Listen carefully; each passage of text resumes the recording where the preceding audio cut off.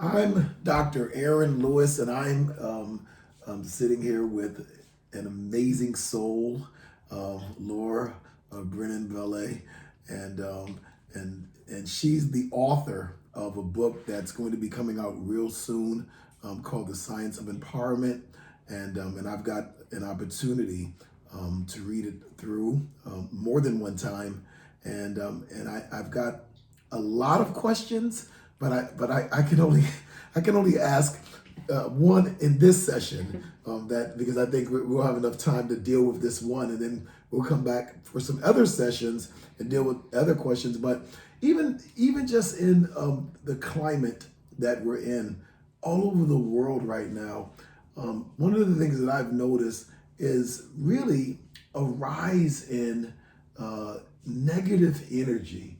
And so all throughout the book, you were talking about negative energy, and that we don't really have to own it. We don't have to receive it. We don't have to sign for it like it's a FedEx package. And so I want you to talk about that, because I don't think that a lot of people realize that we have options. And you got a really negative friend or a negative child or a negative family member, and a lot of people, they co-sign for it. They're like, well, that's just how, you ever heard people say, that's just how they are. Yeah, no. And the consequences are dreadful. And so what do you think about all that?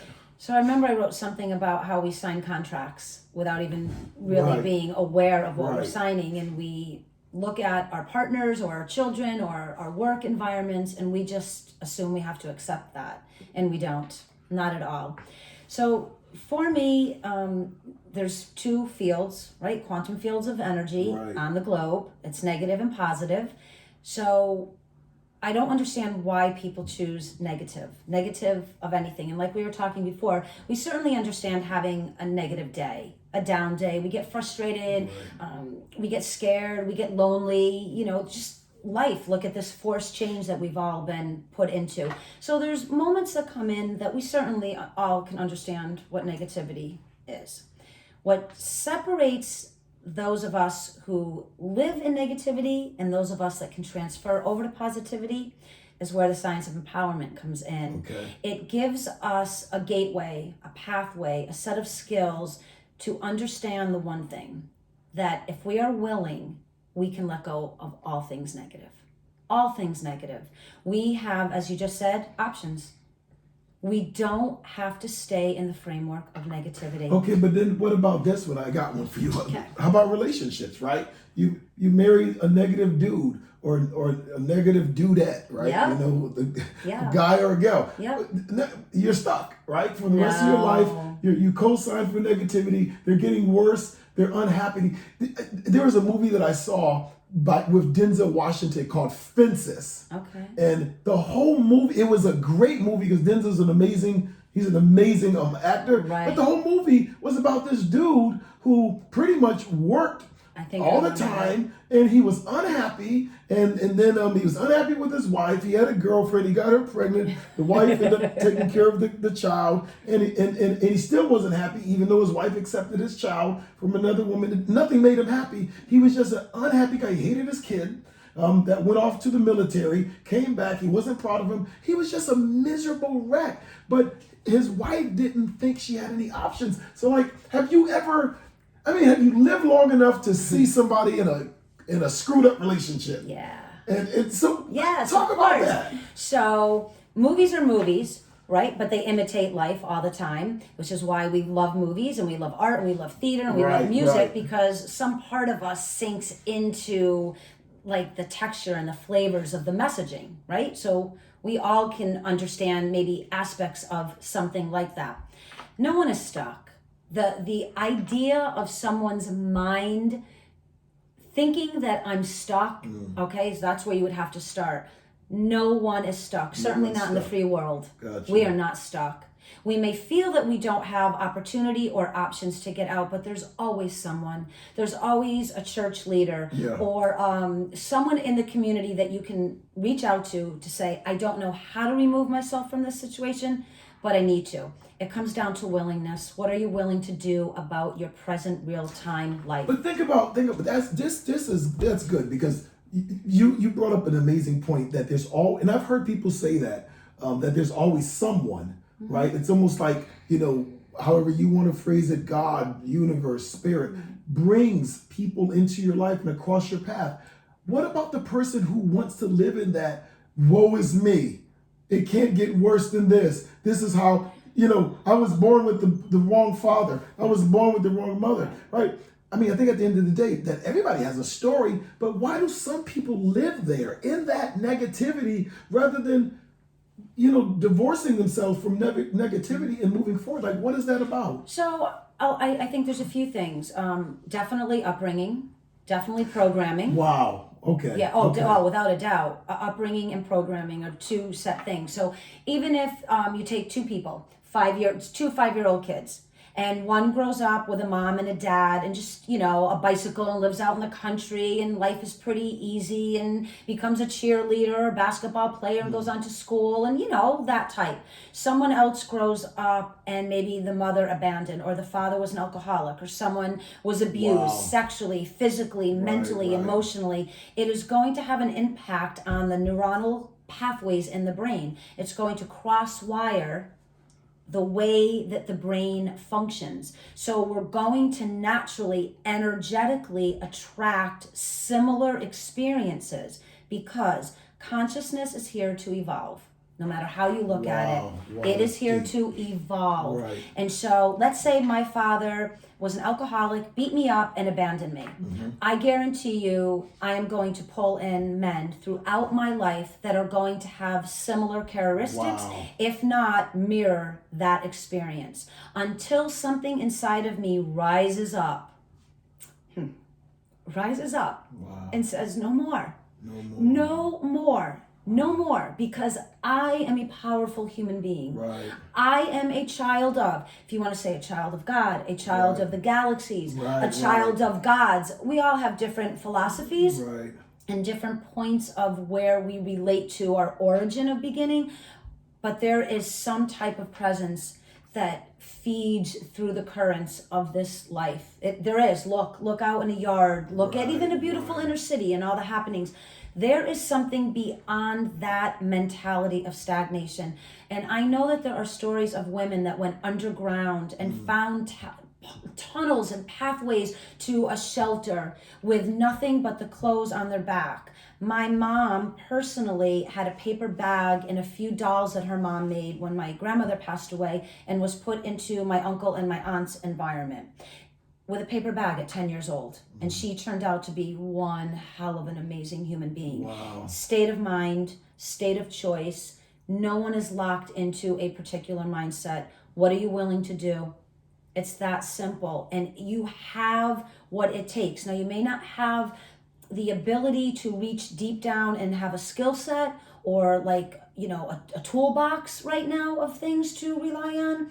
But if you take a moment and you settle your mind, it's all in there. I firmly believe that coded in the DNA is every answer every human being needs to be a genius of their own life, create your own story, make it past. And yes, we all know someone who's been in a pretty tricky situation and maybe divorce and separation and children. It's not all as easy as we're saying in the context of a conversation. I can tell you right now, if anyone was hurting me or my children or hurting my little spirit, I'd crawl. I'd crawl, beg, steal. I would do whatever I have to get away from that negative person. And even if my heart hurt, and even if I was so sad and broken that I couldn't get them to see differently, I would exhaust all avenues. I would know that I gave that person everything I have to try to help them. And if they chose to stay there, in a heartbeat, I would leave.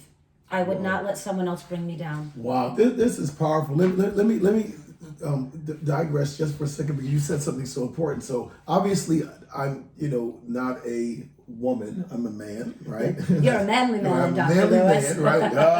Right. And so, but you gave a really tremendous example about that girl. Her dad's an alcoholic, right? And that's a what do you call it? It's a scenario that we kind of overlook. And he's screaming and he's violent and he's mean, and then she grows up and she's never dealt with the fact that he's negative. She internalizes it, All of and it. then she some kind of way not only co-signs it, but then she defends it. Like what is that about? Or what I find is, because I really believe we're all innocent when we're born. Gotcha. We really are. Right, We're right. born innocent. Everything, until someone takes that away from us. And we give that away at the beginning because we don't have the skill set. You can't at 2 days old, 2 months old, 2 Wow. years old. Even some of us at 12 or 22 Right. don't have the skill set to maneuver some of these very challenging times that are brought to us and upon us. I know that when I talk to my daughters, even in my own life, which I would, be very forthright, we are a pretty tight-knit family. We're a good family. We work hard. I work the principles and the formula within my family, Right. but we're still human and we still go through things. I always work at trying to evolve and expand where we are. So if we're having an issue personally, what can we do to alleviate this issue? Is there a way that we can turn a negative experience into a positive experience? If something's bothering you, where can we bring it so that you don't repeat the pattern? Right. I wrote about this in the book of how if you get the lesson, you'll never have the experience again. And it is a fundamental universal law. If you get the lesson. So when you see something, the very first time it comes to you, because we're so mired down in our pain and our discomfort, and we've blinded it. We wear masks, our ego gets big, we dress it up, we do whatever we can to try to quell that monster. But we all know what it is. We all know when all of a sudden we've had a boyfriend and we see something and then we break up and then we've had another one and we kind of feel a little bit the same and we're kind of having the same.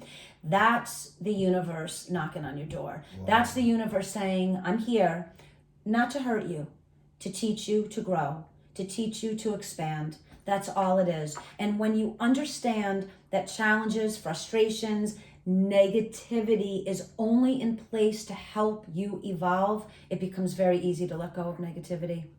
It's a teacher, it's a guide. It's the universe saying, I am only here for one reason. So my last question, and then we're going to pick this up on part 2. Yeah. But let's talk about our associations. What's lost if we, because you kept talking about choice, that we do have the choice, right? If we persist in negative alliances, what is there to lose? Because some people say, they're just negative. They're always negative. It won't hurt. Is that true, that it won't hurt by persisting in those relationships? Or is at some point there's something to be lost? So I think there are probably a lot of people, and maybe way back in history, some dictators that you would look at and wonder, how did they stay so steadfast in real deep-seated negativity where they brought the masses along with them?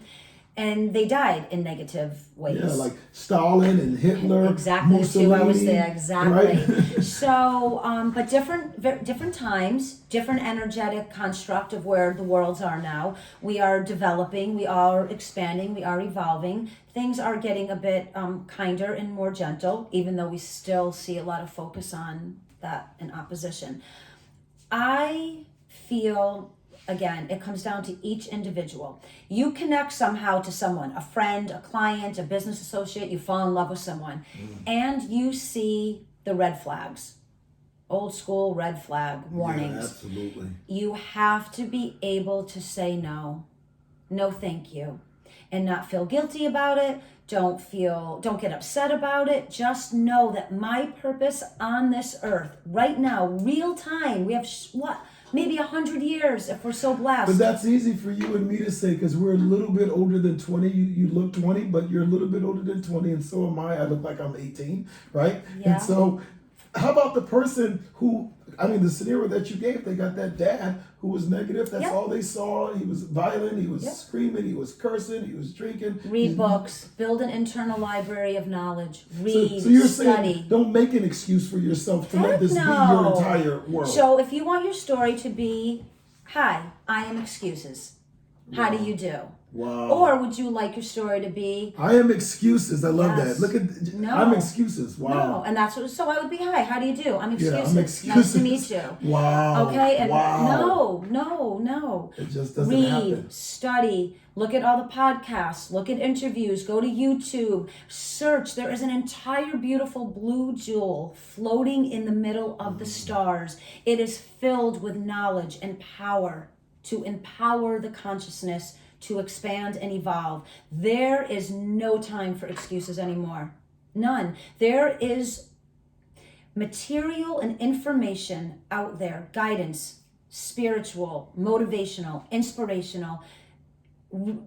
Find your connected path. It may, so for you it could be reading, for me it could be the theater, for someone else it could be artwork. It doesn't matter. Someone else Whatever it's it is. gardening.